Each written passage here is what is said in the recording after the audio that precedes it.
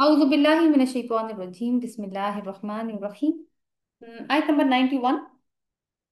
तो बात आयत दोबारा पढ़ लेते हैं। फ़अख़ज़तहुमुर रजफ़ा फ़अस्बहू फ़ी दारिहिम जासिमीन। बस उनको पकड़ लिया एक जल्जले ने, तो वो हो गए अपने घरों में औंधे मुंह पड़े हुए। तो अजाब की यही नौयत सालेह अलैहिस्सलाम की कौम के साथ हो चुकी है।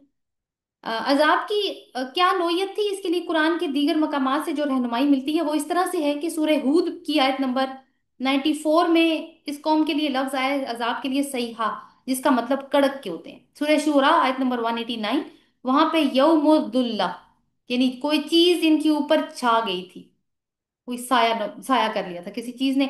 यहाँ अर्रजफा का लफ्ज है, तो ऐसा मालूम होता है कि जल्जला भी आया है, कोई बादल नुमा चीज भी इन पर छा गई, जिसका मतलब कोई तूफान भी हो सकता है। इब्ने कसीर के मुताबिक इस बादल से शोले बरसते थे इनके ऊपर। तो जमीन से भी अजाब आया, आसमान से भी अजाब आया, और जोरदार कड़क भी। तो ये फिर यानी उल्टे मुंह गिरे हुए थे अजाब के बाद। अल्लाजीन आयत नंबर 92। अल्लदीना कद्दबू शुअयबन कअल्लम यगनौ फीहा। वो जिन्होंने शोएब को झुटलाया था गोया के नहीं वो बसे थे इसमें। अल्लज़ीना कद्दबू शुअयबन, वो जिन्होंने झुटलाया था शोएब को, कानू हुमुल खासिरीन, वही थे जो खसारा पाने वाले थे। शोएब अलैहिस्सलाम कौन थे? अल्लाह के रसूल। रसूल किस लिए भेजे जाते हैं? कि उनकी अतात की जाए। तो इन लोगों ने रसूल को जब झुटलाया तो अजाब का शिकार हुए। इस आयत में हमें पुरानी बातों की बाज़गश्त सुनाई दे रही है, जो कौम के मला किया करते थे अपनी कौम के साथ। क्या? उन्होंने धमकी दी थी कि हम शोएब और उनके साथियों को अपनी बस्तियों से निकाल देंगे। अल्लाह ताला कहता है अब वो यूं मिटे हैं गोया उनका वजूद कभी एग्जिस्ट ही नहीं करता था।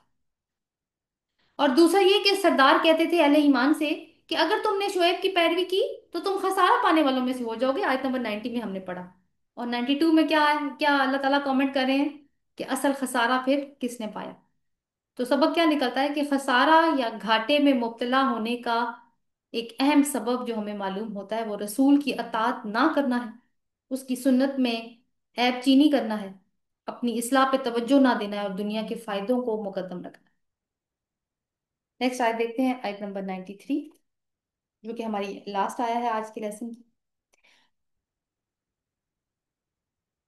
फतवल्ला अन्हुम वक़ाल या कौमी लक़द अबलग़तुकुम रिसालाति रब्बी व नसहतु लकुम। इसने मुंह फेर लिया उनसे और कहा, ए मेरी कौम, अलबत्ता बेशक मैंने तुम्हें अपने रब के पैगामात पहुंचा दिए थे और मैंने तुम्हारी खैरखाही की थी। फकैफ़ आसा अला कौमिन काफिरीन, तो क्यों कर मैं अफसोस करूं ऐसे लोगों पर जो काफिर हैं। तो ऐसी आयत आप देखें कि आयत नंबर वो हम 79 इसी सूरत में हम पढ़ चुके हैं, जो कि सौलेह अलैहिस्सलाम ने अपनी कौम से निकलने से पहले इनको कुछ अल्फाज कहे थे। तो आखिर में अल्फाज का मामूली फर्क है। वहां बात हुई थी वला कि ला तुहिब्बून अन्नासिहीन, लेकिन तुम्हें ही खैर खा पसंद नहीं है। और यहाँ फर्क क्या है इस 93 में?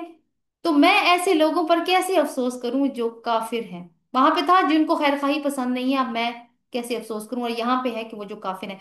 दोनों हिस्सों का फर्क मिला भी लें तो बात एक ही निकलती है कि एक रसूल पूरी खैर खाही से अल्लाह का पैगाम पहुंचाने और अपनी कौम की इस्लाह की कोशिश करता है। इसलिए वो अपनी जात को, अपनी इज्जत, अपनी अना को बालाए ताक रख देता है। मगर अगर लोग इसको पसंद ही ना करें, उसकी खैर खाही की कदर ही ना करें, तो ऐसे काफिरों पर फिर जब वो अपने आप को खुद तबाही तक ले आए तो फिर रसूल कैसे अफसोस करे। लेकिन अल्फाज जो हैं उनसे अंदाजा हो रहा है कि अफसोस है उनको, आ, यानी शोएब अलैहिस्सलाम को, क्योंकि जो रसूल होता है वो अपनी कौम के लिए बहुत शफीक और खैरखा होता है।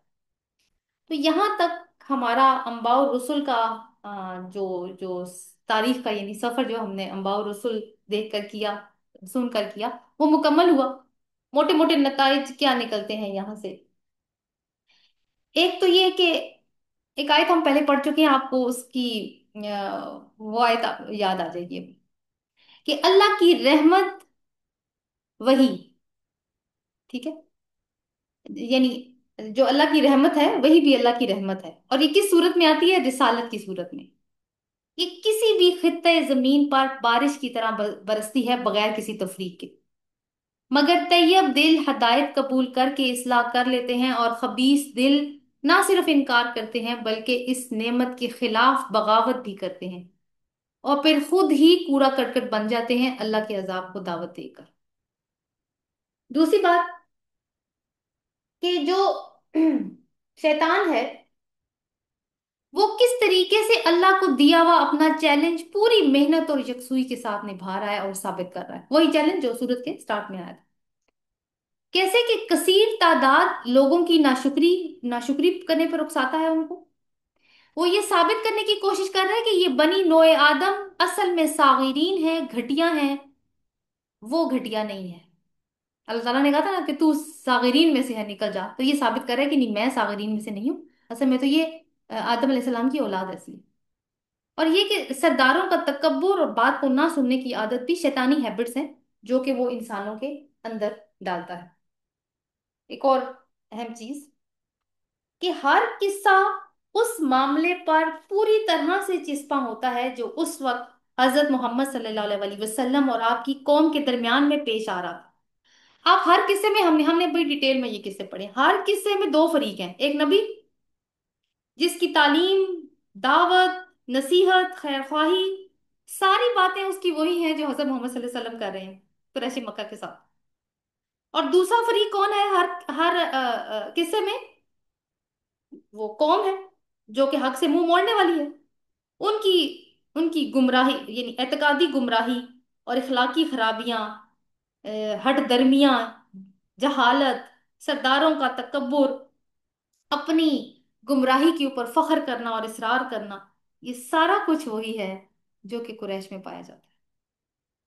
پھر ہر قصے میں جو انکار کرنے والی قوم ہے اس کا جو انجام پیش کیا گیا ہے اس سے دراصل قریش کو ہی عبرت دلائی گئی ہے کہ اگر تم نے اللہ کے بھیجے ہوئے پیغمبر کی بات نہ مانی اور جو اپنی اصلاح کا مہلت یا موقع تمہیں دیا جا رہا ہے اسے اپنی ضد کی نظر کر کے تم نے کھو دیا، تو تمہیں بھی بالآخر اسی تباہی اور بربادی سے دوچار ہونا پڑے گا جو ہمیشہ سے گمراہ اور فساد پھیلانے والی قوموں کے حصے میں آتی ہے۔